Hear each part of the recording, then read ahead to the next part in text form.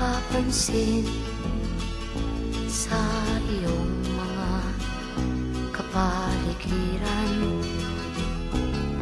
Kay dumi na ng hangin, pati na ang mga ilog natin. Hindi nga masamang pag-unlad at malayo-layo na rin ang ating narating. Ngunit masdan mo ang tubig sa dagat, dati kulay asul, ngayon'y naging itim.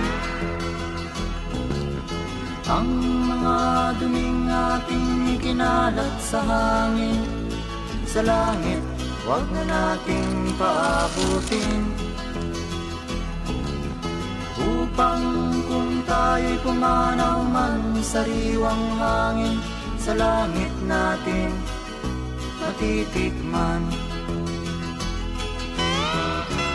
Mayroon lang akong hinihiling sa aking pagpapalagay,